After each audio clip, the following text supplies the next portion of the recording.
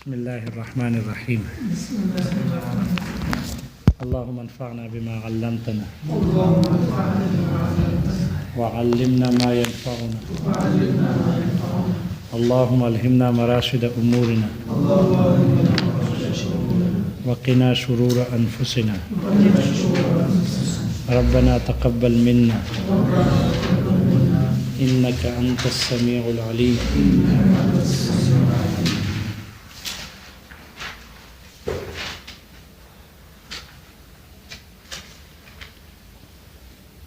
ادلہ اربعہ، حجج اربعہ، اس سے جو چیز ثابت ہوتی ہے وہ ہے احکام وما یتعلق بہ الاحکام.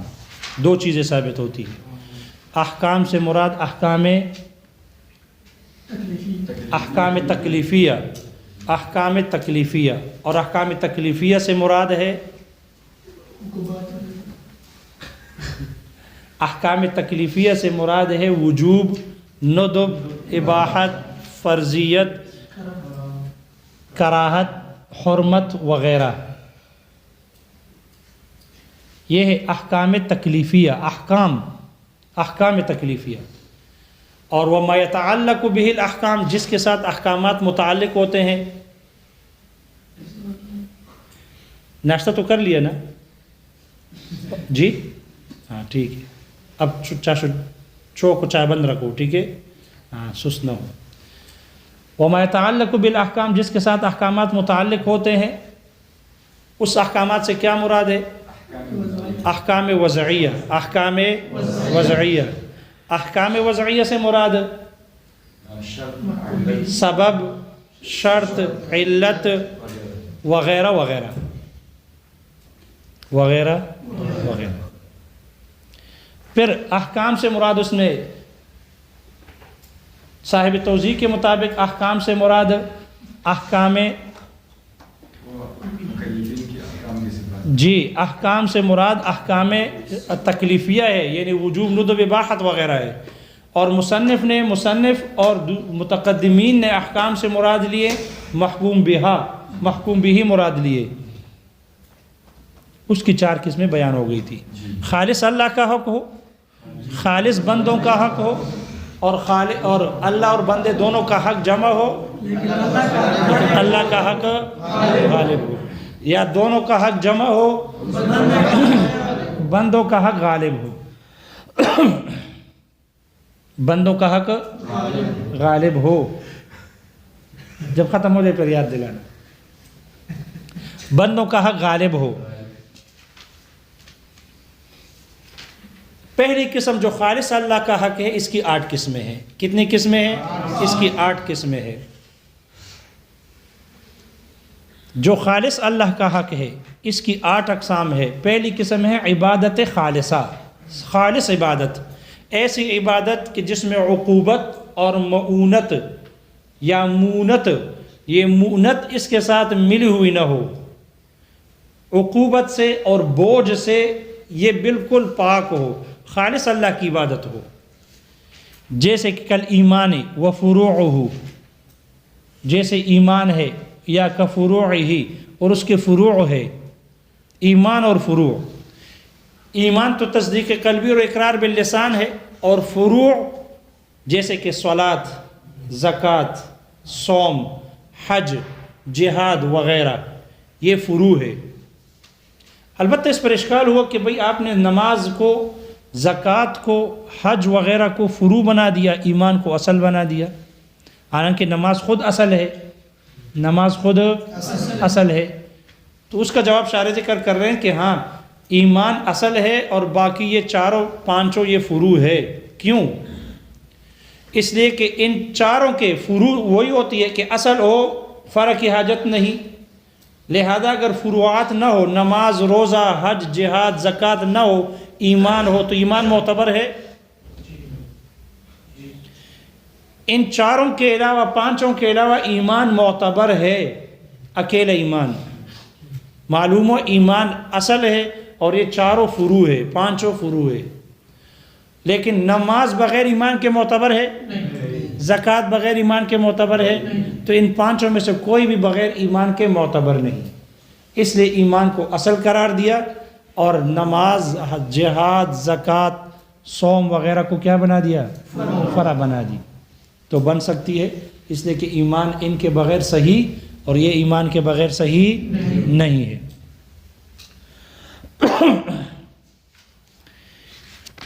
یہ جو ایمان اور اس کے فروع ہیں، یہ جو خالص عبادات ہیں، خالص عبادات، اس کی 3 قسمیں ہیں: اصل، لواحق، زوائد. اصل، لواحق اور زوائد. یہ جو خالص عبادات ہیں ان کی 3 قسمیں ہیں.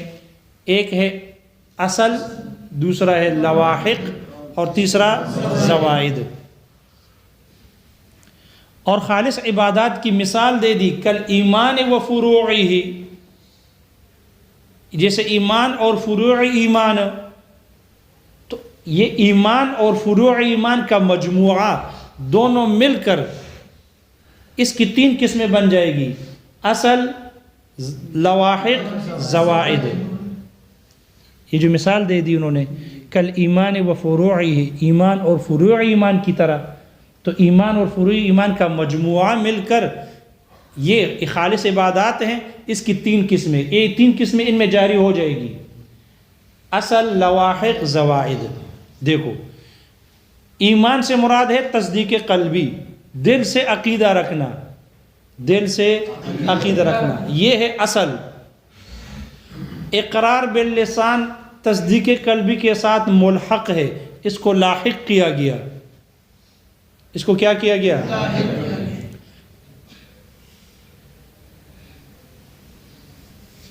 نہیں، مجموعہ اگر ہو، مجموعہ، اگر یہ مجموعہ ہم مراد لے لے، شارح نے اس کی 2 تقریریں بیان کی ہے.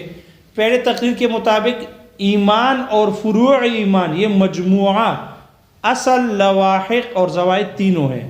کیسے ہیں؟ ایمان یعنی تصدیق قلبی اور اقرار باللسان، یہ دونوں اصل. ایمان تصدیق قلبی اصل ہو گیا، تصدیق قلبی اصل ہو گیا. اقرار باللسان اس کے ساتھ ملحق ہے، تو یہ لواحقات میں سے ہو گئی. اور نماز، صلاۃ، صوم، جہاد، زکوٰۃ، حج، یہ ان کے فروع ہو گئے. یہ ان کے یہ فروع کیا ہے؟ یہ زوائد ہے. یہ کیا ہے؟ زوائد ہے. اس لیے ایمان ان کے بغیر معتبر اور یہ ایمان کے بغیر معتبر نہیں ہے.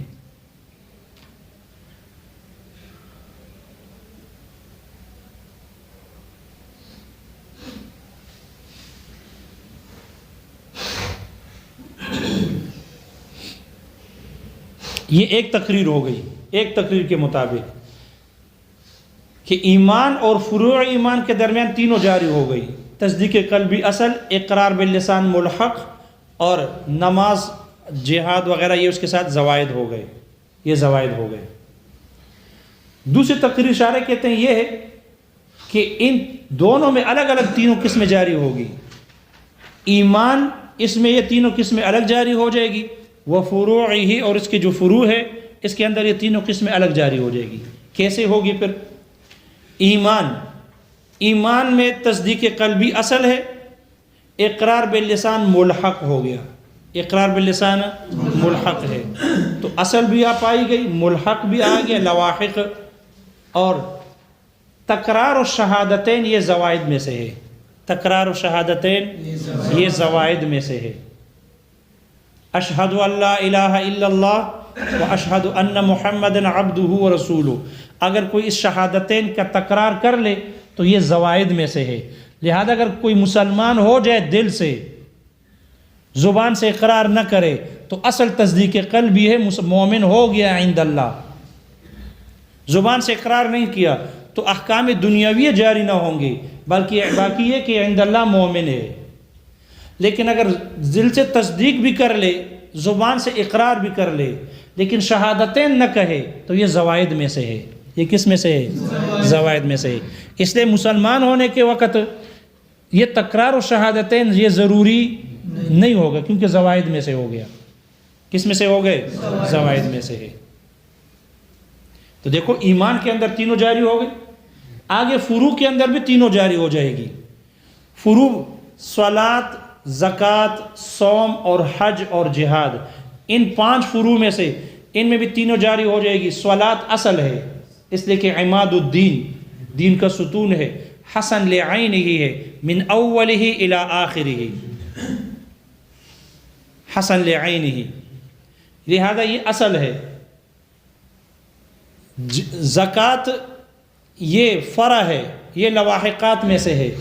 زکوٰۃ لواحقات میں سے، صوم لواحقات میں سے، جہاد لواحقات میں سے، حج لواحقات میں سے، تو باقی 4 لواحقات میں سے ہے، اور نماز یہ اصل ہو گئی۔ یہ کیا ہو گئی؟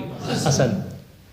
صوم لواحقات میں سے ہے، اس لیے کہ صوم فی نفس ہی حسن لعینہ ہی نہیں ہے، بلکہ حسن لغیرہ ہی ہے، پیچھے گزر چکی ہے کہ یہ اس میں حسن واسطے سے آیا، اگرچہ وہ واسطہ معتبر نہیں، وہ واسطہ غیر اختیاری ہونے کی وجہ سے کچھ نہ کچھ اس کا اگرچہ دخل ہے، لہذا یہ حسن لعینہ ہی کے ساتھ ملحق ہے، پہلے گزر چکا نور انوار میں۔ اس لیے روزے میں جو حسن آیا نفس امارہ کو مغلوب کرنے کی وجہ سے، تاکہ یہ اس کی سرکشی ختم ہو جائے، شیطانیت دور ہو جائے اس کی، لہذا روزے کو ملحق کیا گیا ہے صلاۃ کے ساتھ۔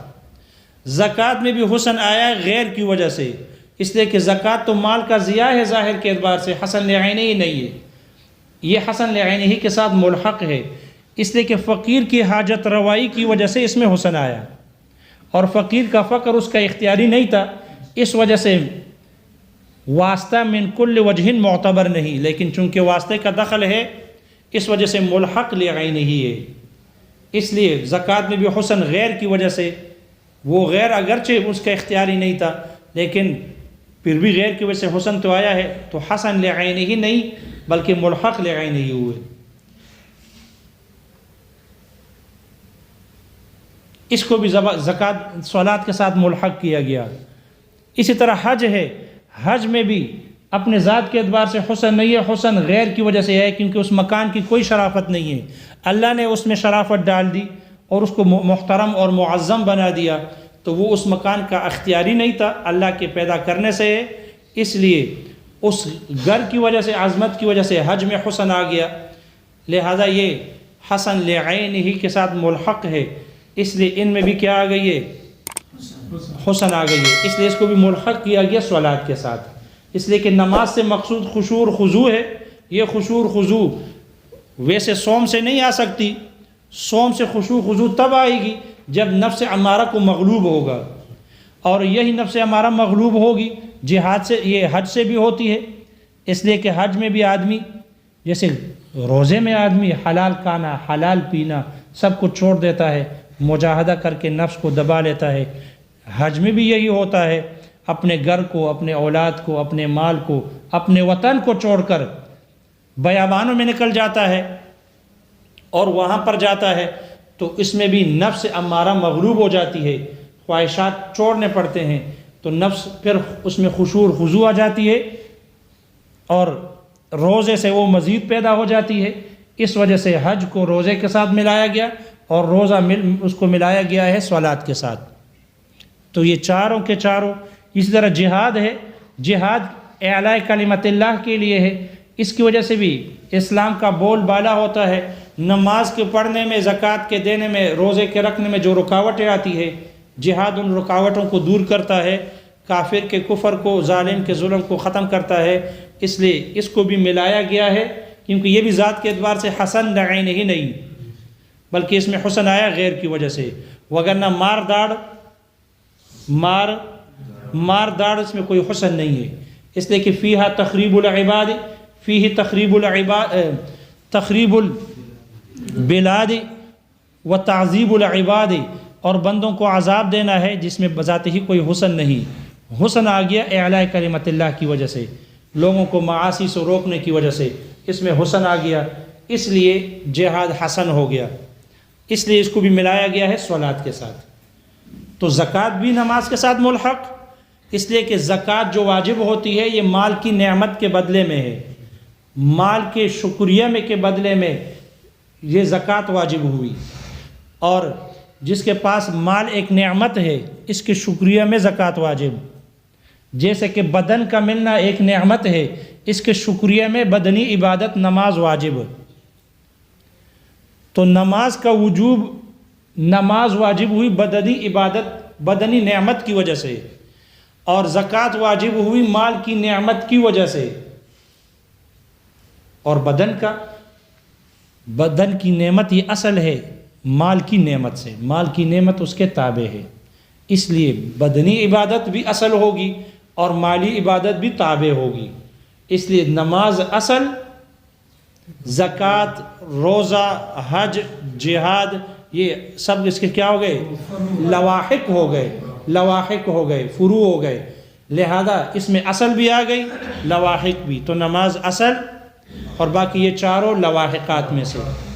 اور جو زوائد ہے پھر وہ نوافل اور سنن، نوافل اور سنن یہ زوائد. نفلی روزہ، نفل نماز، سنت روزہ، سنت نماز، یہ پھر کس میں سے ہو جائیں گے؟ زوائد میں سے ہو جائیں گے. تو خالص عبادات پہلی قسم، حقوق اللہ کی پہلی قسم خالص عبادات، جیسے کہ ایمان اور فروع ایمان. اور اس کی 3 قسمیں ہو گئی، اصل، لواحق، زوائد. شارح کے دونوں تقریروں کے مطابق یہ تینوں قسمیں ان میں الگ الگ بھی جاری ہو گئی، ایمان میں الگ اور فروعات میں الگ، اور دونوں کے مجموعے میں بھی جاری ہو گئی. دوسری قسم ہے عقوبات کاملہ. عقوبات کاملہ وہ سزائیں جو کامل سزائیں ہیں، کہ جس کے بعد عام طور پر آدمی دوبارہ اس کی کرنے کی جرت نہیں کرتا.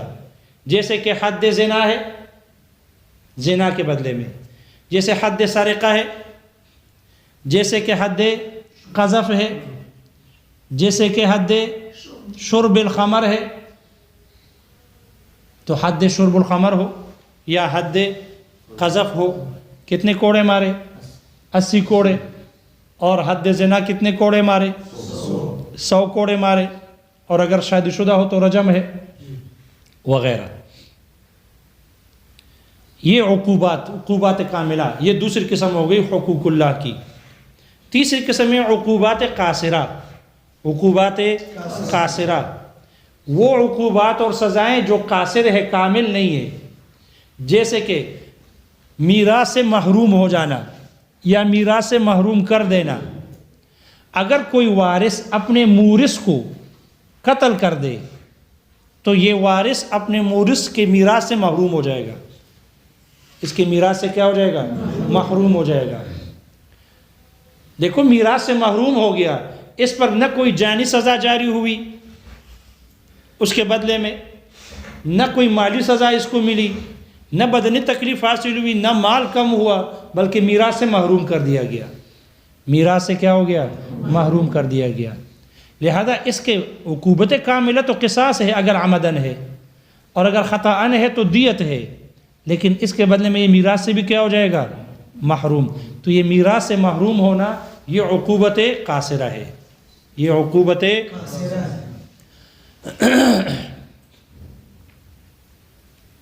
شارح کہتے ہیں یہی وجہ ہے، چونکہ یہ عقوبت قاصرہ ہے، میراث سے محروم ہونا، اس وجہ سے سبھی کو بھی، نابالغ بچے کو بھی عقوبت قاصرہ کی سزا دی جائے گی.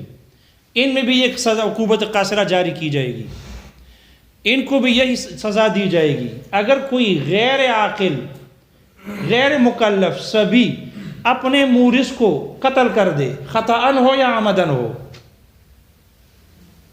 اگر کوئی سبھی غیر مکلف بچہ اپنے مورث کو خطاً یا عمدن قتل کر دے تو اس سے وہ بھی میراث سے محروم کر دیا جائے گا.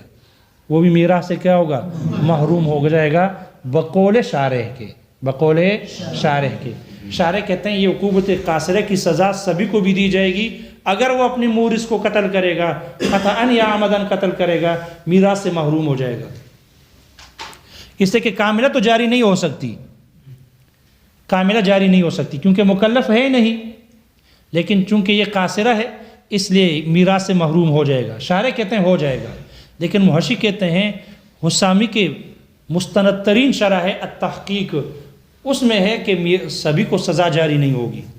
سبھی پر یہ جو عقوبت قاصرہ ہے یہ جاری، اس کے حق میں یہ سزا ثابت نہ ہوگی، یعنی سبھی میراث سے محروم نہیں ہوگا.